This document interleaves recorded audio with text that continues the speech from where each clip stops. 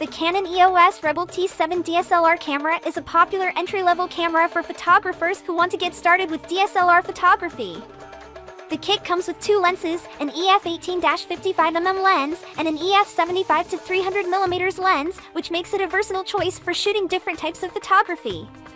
The camera features a 24.1 megapixel CMOS APS-C sensor with improved Dual Pixel CMOS AF and eye detection AF, which helps ensure sharp focus and accurate subject tracking. It also has a 9-point AF system and AI Servo AF, which can be useful for capturing fast-moving subjects such as sports or wildlife. One of the camera's notable features is its built-in Wi-Fi and NFC technology, which allows you to easily transfer images and videos to your smartphone or tablet for sharing on social media or editing on the go. The camera also has a 3-inch LCD screen and an optical viewfinder with approximately 95% viewing coverage. The Canon EOS Rebel T7 DSLR camera is compatible with the EOS Utility Webcam Beta software, which allows you to use the camera as a high-quality webcam for video conferencing or live streaming. It can capture videos at FHD 1080p resolution, making it a good option for vlogging or recording video content. Overall, the Canon EOS Rebel T7 DSLR camera is a solid choice for photographers who are looking to get started with DSLR photography, or for those who want an affordable and versatile camera that can capture high-quality images and videos.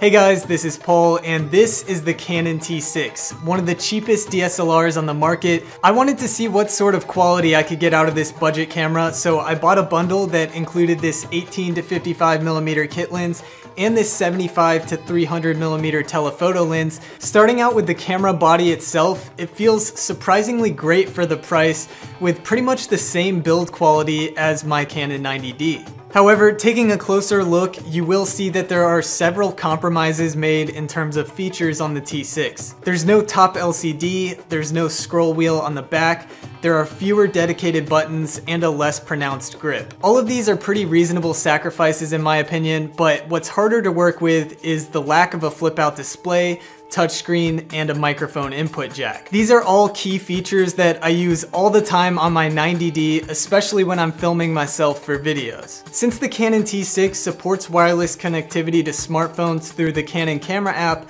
I thought I would be able to just use my smartphone as a monitor. But when I connected, I found out that this feature is only available for photo mode and not available in video mode. So that's really disappointing because that would have been incredibly useful for video monitoring. So to get features like self-monitoring and a better microphone than the onboard one on the T6, you'd have to invest in something like an external monitor and a separate microphone to sync in post. What really matters most with any camera is the actual image quality. So I'll start off with reviewing the T6's photos and then move on to video. So the photos I was able to get with this thing really impressed me. They're very sharp because of that 18 megapixel sensor with good color accuracy. Canon is known for their great color science, and I can push the raw files really far in post. Check out this picture I took of a plane flying into the sunset. The original image is completely overexposed and blown out, but I was able to pull all of this color out through some pretty simple editing because that information was still retained in the original raw file. And when I actually compared the T6 to my 90D, I was blown away by how similar the two were. Obviously the 90D was a little bit sharper because of its 32 megapixel sensor, while the T6 has just 18 megapixels.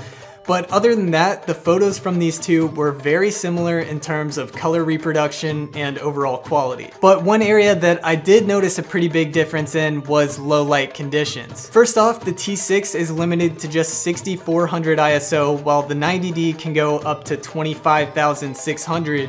But more importantly, the 90D just shows much less noise at the same ISO levels as the T6. In this comparison shot, both images were taken at ISO 6400, but the T6 shows much more noise. The noise is pretty visible from ISO 800 and up, and 1600 is probably about the highest I would want to go before the noise just becomes too noticeable. So I'd say that this camera definitely performs much better in properly lit environments. I think now is a good time to briefly go over the lenses that came with the bundle, just in case you're interested in purchasing the bundle. So you have your 18-55mm kit lens and the 75-300mm telephoto.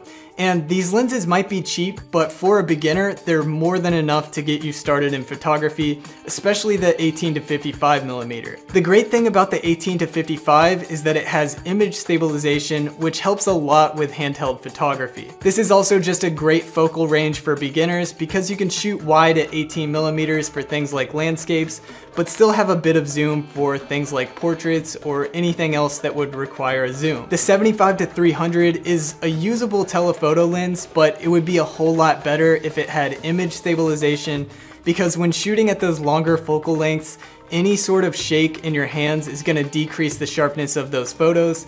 And I noticed this in my shots that I took with it during my testing. The photos were just a little bit on the soft side. But for how cheap these lenses are, I would say that they're definitely worth it. Moving back to the T6 body, let's talk settings. So you can adjust your sharpness, contrast, saturation, and color tone just like you can on the more expensive Canon DSLRs. But one downside is that interacting with the menus is a little bit more difficult and tedious without the touchscreen. So that slowed me down a lot when I was out shooting. And this brings me to one of my biggest complaints about the T6. The user experience is just not quite as fluid as I'd want it to be. For example, when I'm taking a picture with the 90D, even in live view mode, the dual pixel autofocus will lock in almost immediately and I can snap my picture and move on. With the T6, the autofocus is relatively fast when using the viewfinder, but when shooting in live view mode, it is just way too slow, sometimes taking up to 5 seconds or longer to lock in focus. This caused me to just barely miss focus in several shots, which was pretty disappointing to see. Thankfully, Canon does include what they call autofocus quick mode, and this is pretty interesting. It basically temporarily interrupts the live view image, focuses, and then changes back to live view mode.